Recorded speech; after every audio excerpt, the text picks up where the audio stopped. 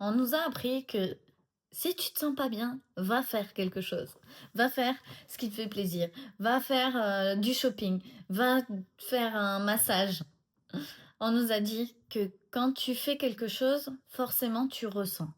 Et donc, ce que tu ressens dépend de ce que tu fais. Voilà comment on nous a appris. Et on nous a appris, ce que tu fais, donc, détermine qui tu es. Ça veut dire que le jour où je peux plus rien faire, je suis plus personne. Ça veut dire que le jour où je peux plus faire de vidéos, parler tous les jours, je suis plus personne. Le jour où, je sais pas, imagine t'es sportif, ça veut dire que le jour où tu peux plus faire de sport, t'es plus personne. T'existes plus. Il y a plus rien. Et souvent, c'est là le truc, c'est qu'on se définit au travers de ce que l'on fait. Et donc, on limite ce que l'on peut être.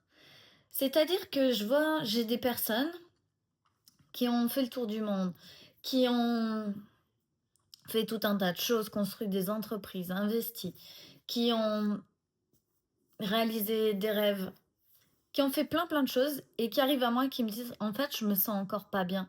En fait je gagne 5, 10 000, 20 000 euros par mois, je me sens toujours pas bien. En fait j'ai réalisé tel ou tel rêve, je me sens toujours pas bien. J'ai construit une famille, je me sens toujours pas bien. J'ai fait tout ce que j'avais à faire, je me sens toujours pas bien. Oui, parce que se sentir bien et être quelqu'un ne dépend pas de ce que tu fais. Et pourtant, c'est ce qu'on nous apprend, c'est ce qu'on nous partage. Tu te sens pas bien, fais un truc. Or, imagine, tu veux devenir plus fluide ou plus tranquille. Qu'est-ce que tu dois faire pour ça? Tu vas dire, ben, je suis censée rien faire pour ça. Les choses sont censées se faire toutes seules et d'elles-mêmes, comme ça je suis tranquille. Ça veut dire que si les choses ne se font pas toutes seules et d'elles-mêmes, tu vas pas pouvoir te sentir tranquille. Donc, ce que tu ressens va encore dépendre de la manière dont se déroulent les choses et la vie. Et peu importe ce que tu vas créer, la manière dont se déroule la vie ne dépend pas que de toi. Elle dépend de tous les gens autour de toi et elle dépend de tout ce qu'on crée de manière collective. C'est-à-dire que on crée des choses pour soi, on est créateur de soi-même, de notre vie, de tout ce qui compte pour nous. On crée et il y a toute une partie qui est aussi créée par chacune des personnes qui nous entourent et donc qui vient forcément se mettre aussi dans notre vie. Et cette part-là, elle ne dépend pas de nous.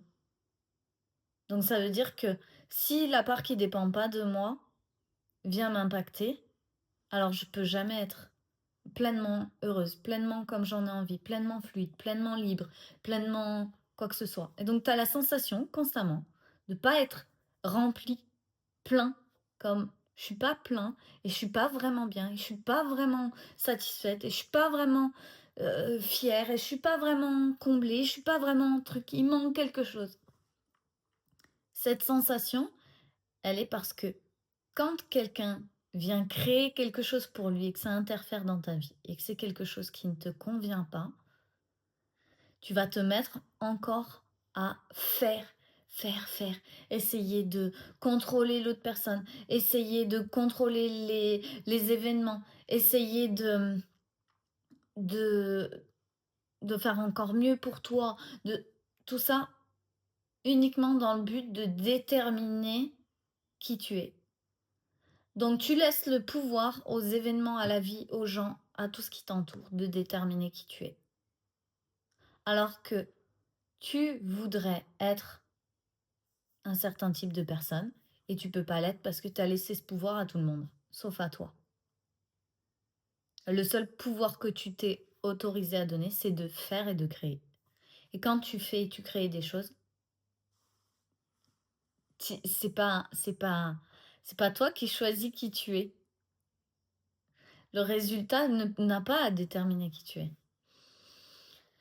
Et ça, je pense que c'est un des plus gros trucs à comprendre quand tu veux changer de style de vie, quand tu veux t'améliorer toi en tant que personne, quand tu veux t'améliorer dans ton comportement, quand tu veux t'améliorer dans ta façon de réagir, dans ta manière de vivre. c'est un des plus gros trucs à comprendre. C'est que ce que tu fais ne déterminera jamais qui tu es.